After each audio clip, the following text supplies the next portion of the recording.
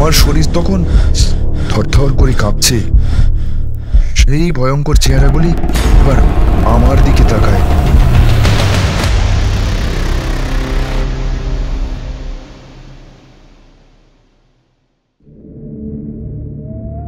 শীতের এক সন্ধ্যাতে ইচ্ছাপুর গ্রামের কজন বসে আছি রোজকার সান্ধ্য আড্ডাতে। এই বছরের শীতটা যেন একটু বেশি পড়েছে। ওফ, কি ঠান্ডা, বাপরে বাপ। এমন শীতের নিস্তব্ধ রাতে যদি একটা ভূতের ঘটনা শোনা যেত তাহলে জমে যেত। আমাদের সান্ধ্য আড্ডাতে শিবেশ ছিল বেশ ভীতু প্রকৃতির। ওর আবার ভূতের কথা শুনলেই কেমন পিলে চমকে উঠত। এই তো বেশ ভালো গল্প চলছিল, এর মধ্যে আবার ভূতের কি দরকার? এমন শীতের রাতে ওদের নাম না করলেই কি নয়? এই শিবেশ, তুই এত ভূতের ভয় পাস কেন বলতো? তোকে তো আগেও কতবার বলেছি ভূত বলে কিছুই হয় না, খামোখা উত্তেজিত হয়ে পড়িস।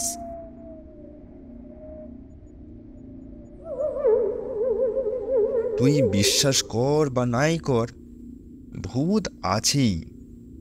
আগের বছর আমার পেয়ারাডাঙ্গার মেশোকে এই শীতের সময় ভূতে ধরেছিল, যখন ও রাতে পুকুর পাড়ে গেছিল। আর হেমেন জেঠুর ঘটনাগুলি শুনিস না? পুলিশের জীবনের কত ভৌতিক ঘটনা। আমার তো একদম বিশ্বাস হয় না ওসব। ঠিক এমন সময় হাওয়াতে ঘরের জানালাটা একবার কেঁপে উঠে খুলে যায়, আর ঘরে জ্বলা প্রদীপটাও নিভে যায়। দেখলি তো, বারবার বলছিলাম রাতে এইসব কথা বলিস না। হঠাৎ করে কেমন জানালাটা খুলে গেল বল? হাওয়াতে জানলা খুলে গেল, এতেও ভয় পেনি। আমি প্রদীপটা আরেকবার জ্বালাচ্ছি। আমার কেন জানি না মনে হলো একটা কালো ছায়া জানালা দিয়ে ভেতরে এলো। পাছে শিবেশ আবার ভয় পায়, তাই আর কিছু বললাম না। প্রদীপটা জ্বালাতেই একটা গলার আওয়াজ পেলাম। আমার কথা হচ্ছিল বুঝি? তিনজনে একসাথে ঘরের এক কোণে তাকিয়ে দেখি চেয়ারে চাদর মুড়ি দিয়ে কেউ একজন বসে আছে। মুখটা দেখা না গেলেও গলাটা খুবই চেনা। এ হলো হেমেন জেঠু। অন্ধকারের কিছু সময়ের মধ্যেই হেমেন জেঠু যে ঘরে ঢুকে চেয়ারে এসে বসেও পড়ল, কিছু বুঝতেও পারলাম না। আরে হেমেন জেঠু, তুমি কখন এলে? আমরা তো বুঝতেও পারিনি তুমি অনেকদিন বাঁচবে গো। এই মাত্র তোমার কথাই হচ্ছিল। তাই বুঝি? জয় বলছিল ভূত বলে কিছু হয় না, আমার ঘটনাগুলি মিথ্যা, তাই তো? আধু অন্ধকারেও দেখতে পারছিলাম। জয় ঠিক কী বলবে বুঝতে পারছিল না। ওর কথা ছাড়ো, আজকে এমন শীতের রাতে একটা জমিয়ে একটা ভৌতিক ঘটনা বলো তো। শিবেশ ভয় পেলেও যে ভৌতিক ঘটনাগুলি তাড়িয়ে তাড়িয়ে উপভোগ করত তা ভালোভাবেই জানতাম। তাই তো আর এবার কোনো বাধা না দিয়ে আমার আরেকটু কাছাকাছি এসে বসে। হেমেন জেঠুর মনে হচ্ছে আজকে যেন একটু বেশি ঠান্ডা লাগছিল, তাই মুখটাতে চাদর আরও ভালো করে চেপে বলে, আজকে একদম অন্যরকম একটা অভিজ্ঞতার কথা শোনাচ্ছি। আজকে যে ঘটনাটা বলবো তার অভিজ্ঞতা হয়েছিল আজ থেকে বছর 30 আগে। তখন আমার পোস্টিং ছিল কাকদ্বীপের কাছাকাছি জামনখালি নামক একটি জায়গাতে। সমুদ্রের কাছাকাছি হওয়ার জন্য বঙ্গোপসাগরের এই পথে চোরা জিনিসের পাচার হতো, তাই আমাদের পুলিশদের সবসময় অ্যাক্টিভ থাকতে হতো।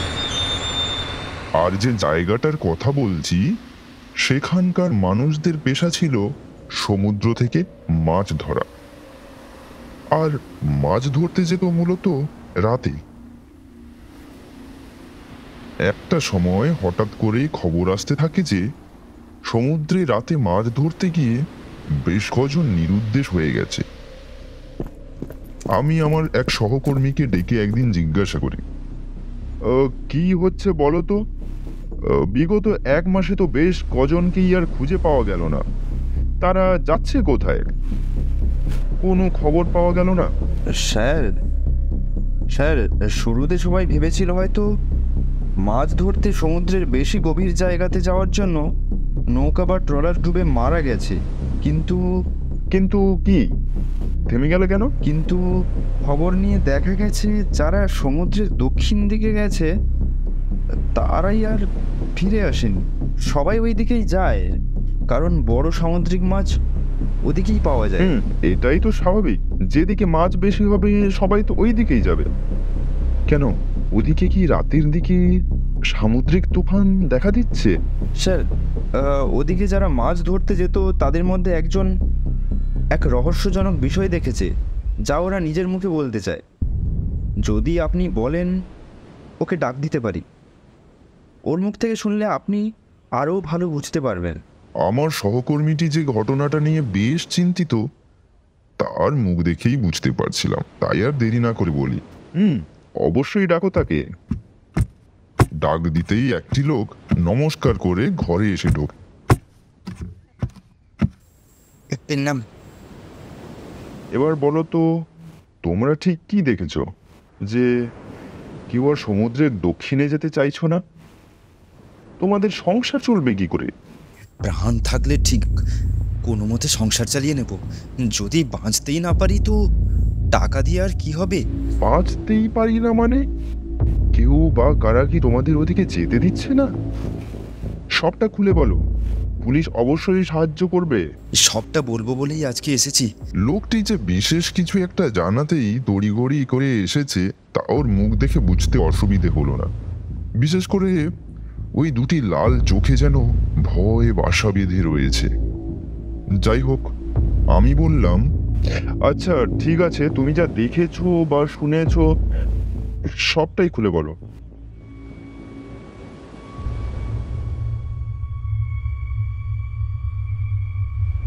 আচ্ছা, একটা খবর পেয়েছিস? তুই নিশ্চয়ই সমুদ্রের দক্ষিণ দিকে মাছ ধরতে যাওয়া নিয়ে কদিন ধরেই যা ঘটেছে ওটা নিয়ে বলবি তো? একদম তাই। আর ঘটনাগুলি ঠিক পূর্ণিমার রাতেই ঘটেছে। ওদিকে যারাই গেছে আর ফিরে আসেনি। আমি এই গ্রামে নতুন এসেছি, তাই জানি না, কিন্তু ওদিকে কেউ যায় না কেন? শোনা যায় আজ থেকে বছর 50 আগে নীলাচল নামে একটি বাণিজ্য জাহাজ এমন শীতের সময় এক পূর্ণিমার রাতে রহস্যজনকভাবে সমুদ্রে ডুবে যায়। তারপর থেকেই শীতের সময়, বিশেষ করে পূর্ণিমার রাতে, ওই পথে কেউ গেলেই আর ফেরে না। ওখানে কী বা এমন হয়েছিল? কি হয়েছিল সঠিক তো জানা নেই, তবে শোনা কথা যে ওই জাহাজে নাকি অনেক সোনা, হিরে, মোহর এইসব ছিল। কেউ তো ফিরেই আসেনি, তাই পরিষ্কার কোনো খবর নেই। আজকেই তো পূর্ণিমার রাত, চল না একবার ওখানে ঘুরে আসি। পাগল হলি নাকি? আজকে রাতে ওখানে গেলে আর ফিরে আসতে হবে না। আদতে ওখানে কিছু হয় কি না সেটা তো একবার দেখা দরকার। না হলে খামোখা আমরা মাছ ধরতে যাচ্ছি না কেন? এতগুলো লোক এমনি এমনি নিখোঁজ হয়ে গেল। ওখানে নিশ্চয়ই এমন কিছু আছে যার জন্য কেউ ফিরে আসতে পারে না। সেটাই তো জানতে চাইছি যে ওখানে কি এমন আছে, বা এমন কি কেউ যারা নিজেরাই ওখানকার বড় মাছগুলি ধরে বিক্রি করে দিচ্ছে। কথাটা কিছু ভুল বলিসনি। হতে পারে কোনো দুষ্টু চক্র রয়েছে যারা চাইছে না যে কেউ ওদিকে যায়।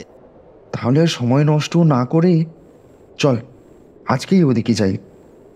রাত 12টা বাজে, এখন একদম ঠিক সময়।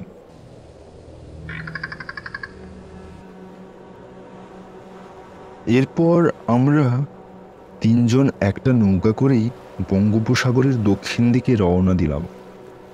সমুদ্র তখন শান্ত, আশেপাশে হালকা কুয়াশা, তার মধ্যেই পূর্ণিমার চাঁদের আলো সমুদ্রের জলে পড়ে এক অপূর্ব সুন্দর পরিবেশ তৈরি করেছে। আমরা যত দক্ষিণ দিকে যেতে থাকি ততই যেন পরিবেশটা কেমন থমথমে হয়ে যাচ্ছে। থাক, আর এগোনোর দরকার নেই। নৌকাটাকে এখানেই থামিয়ে দেখি। আর একটু এগুলে ভালো হতো না? না থাক, এখানেই কিছু সময় অপেক্ষা করে দেখি।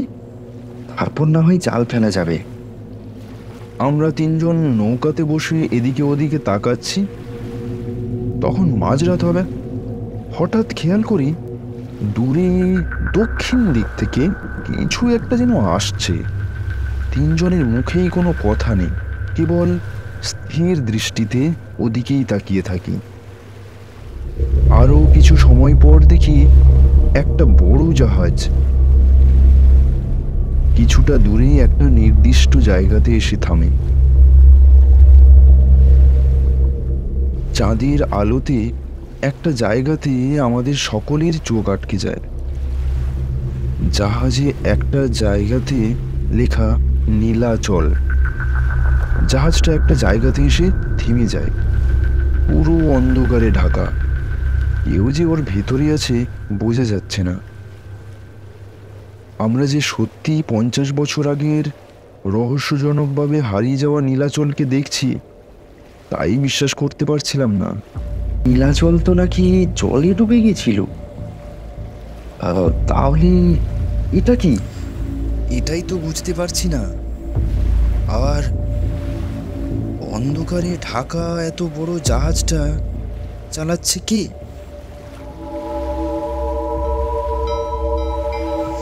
আমার মনে হয় এখানে আর না থাকাই ভালো, কারণ যে জাহাজটা ডুবে গেছিল সেটা ফিরে এলোই বা কিভাবে? আদৌ কি জাহাজটা ডুবেছিল? কি বলতে চাইছিস তুই? নীলাচল ডুবে গেছিল এটা সবার ভুল ধারণা। ওই জাহাজের ভেতরে যে সোনা হিরে রয়েছে সেটাকে সবার থেকে লুকিয়ে রাখার জন্যই এটা রটানো হয়েছে যে ওই জাহাজ ডুবে গেছে। ওটাও ভুল খবর। কিন্তু ওতে কোনো আলো জ্বলছে না কেন? যেন কেউ ওদিকে না যায়। তবে আমি এখনই ওই জাহাজের ভেতরে যাব। ওর ভেতরে সোনা হিরে থাকলে আজকেই নেব। তোরাও চল আমার সাথে। কদিন আর মাছ ধরে জীবন কাটাবি, কিছু সোনা হিরে পেলে আরামসে জীবন কাটিয়ে দিতে পারবো। কথাটা অবশ্যই কিছু ভুল বলিসনি। একবার গিয়ে দেখতে ক্ষতি কি? আমার নিজেরও যে সোনা হীরের প্রতি লোভ লাগছিল না সেটা বলবো না, তাই ওদের না করতে পারলাম না। ঠিক আছে, চল তবে। নৌকাটাকে নীলাচলের কাছে নিয়ে চল। নৌকাতে তো দড়ি আছে, সেটা বেয়েই ওপরে উঠতে হবে। আর সোনা হিরে নেওয়ার জন্য একটা বস্তাও নিয়ে নিতে হবে।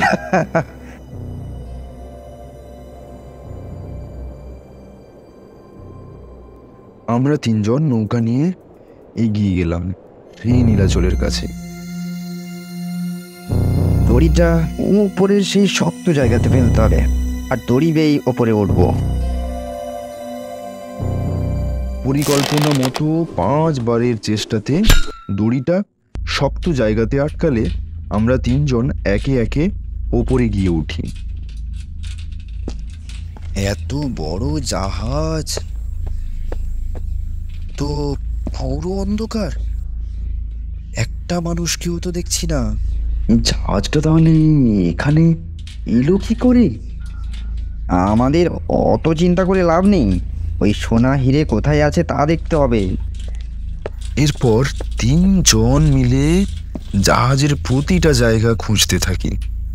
জাহাজের বিভিন্ন জিনিস এদিকে ওদিকে ছড়িয়ে ছিটিয়ে আছে, কিন্তু অবাক করা বিষয়, জাহাজটা হারিয়ে গেছিল 50 বছর আগে, কিন্তু ছড়িয়ে ছিটিয়ে থাকা জিনিসগুলি দেখলে তা বোঝার উপায় নেই। আমাদের একজন সাথী জাহাজের একটি ঘরের কোণের দিকে আঙুল দেখাতে শরীরটা কেমন শিউরে উঠল। দেখলাম দুটি নরকঙ্কাল পড়ে আছে। এক পাশ থেকে পূর্ণিমার চাঁদের আলো কঙ্কালগুলির ওপর পড়াতে আরো ভয়ঙ্কর লাগছে।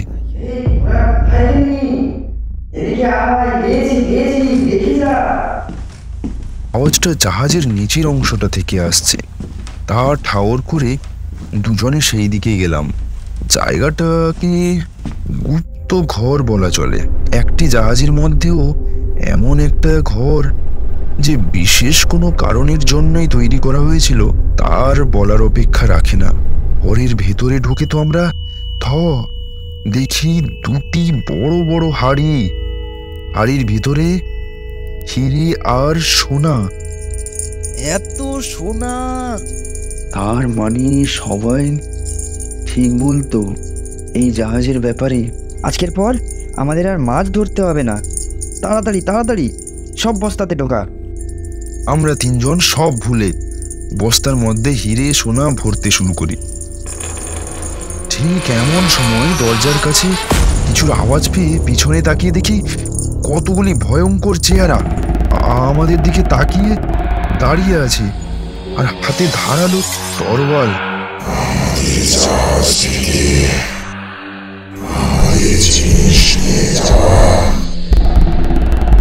এই বলেই ওরা এগিয়ে এসে আমার বাকি দুই সাথীর কিছু বোঝার আগেই ধারালো তলোয়ার দিয়ে শরীর থেকে ধর আলাদা করে দেয়।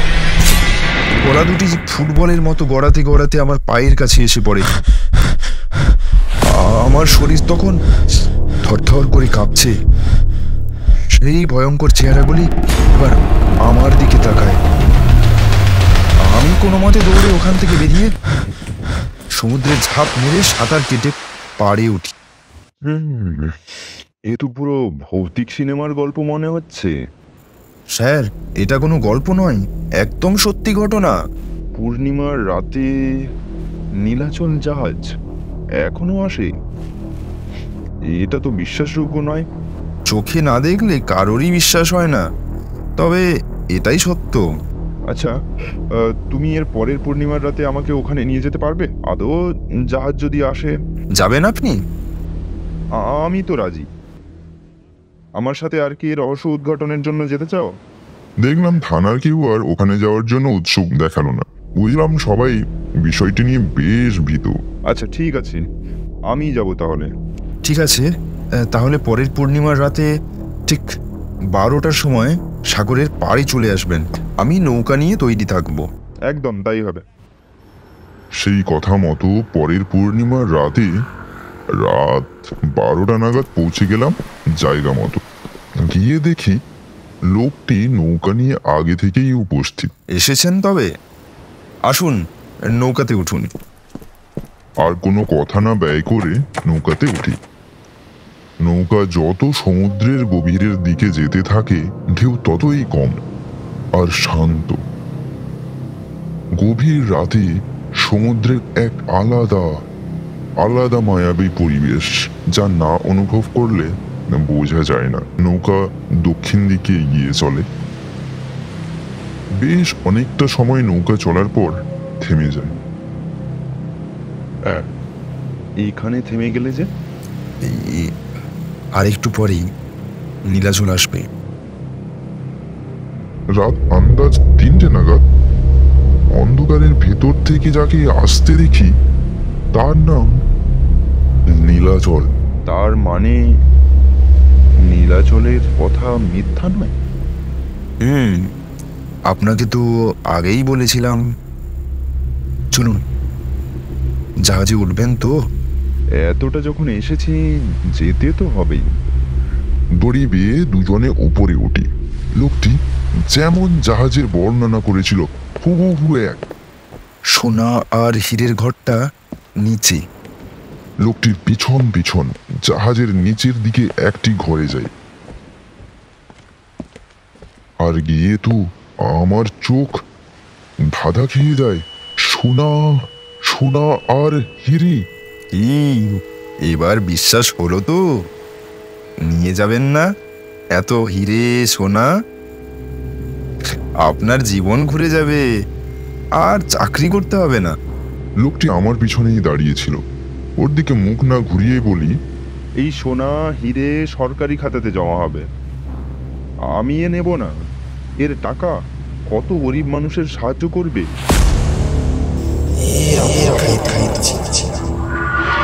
পিছনে ঘুরে দেখি সব ভয়ঙ্কর চেহারা। আর সব থেকে অবাক কাণ্ড, যে লোকটি থানাতে বসে এই জাহাজের কথা বলল, আমাকে এখানে নিয়ে এলো, তার অবধি শরীর থেকে মুখ আলাদা হয়ে হাওয়াতে ভাসছে। আমাকে এমন দেখে অবাক হলেন? আসলে সেদিন রাতে যখন জাহাজ থেকে সমুদ্রে লাফ দিতে যাচ্ছিলাম, তখনই আমিও সেদিন রাতেই মারা যাই। সবাই জানত নীলাচল বাণিজ্য জাহাজ, কিন্তু না, এটা ছিল জলদস্যুদের জাহাজ। পূর্ণিমার রাতে জাহাজের সদস্যদের হিরে সোনার ভাগ বাটোয়ারা নিয়ে ঝামেলা লাগে, আর সবাই একে অপরকে খুন করে। আর তারপর থেকে প্রতি পূর্ণিমার রাতে এই জাহাজ জেগে ওঠে, আর লোভে পড়ে এখানে এসে সবাই মরেছে। কিন্তু তোমার লোভ নেই, তুমি অন্যের চিন্তা করেছো, তাই তুমি এগুলো সব নিয়ে যাও আর গরিব মানুষদের কাছে লাগাও। তাতেই নীলাচল আর তার অতৃপ্ত আত্মারা মুক্তি পাবে।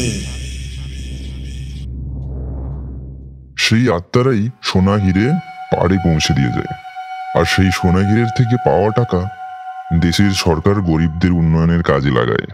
আমি যতদিন ওখানে ছিলাম তার তো কোনো খবর পাইনি, তবে আমার পুলিশের চাকরির জীবনের এটাই ছিল সেরা ঘটনা যা আজ শুনিয়ে গেলাম। ঘটনাটা একদম সত্যি, বিশ্বাস কর বা না কর তোদের ওপরে। আচ্ছা চলি রে, ভালো থাকিস। হেমেন জেঠু অন্ধকারে মিলিয়ে যায়। আমরা তিনজন বাড়িতে ফিরছি, দেখি হেমেন জেঠুর বাড়িতে ভিড়। বাড়ির কাছে গিয়ে শুনি হেমেন জেঠু আজ সন্ধ্যেবেলায় হার্ট অ্যাটাকে মারা গেছে।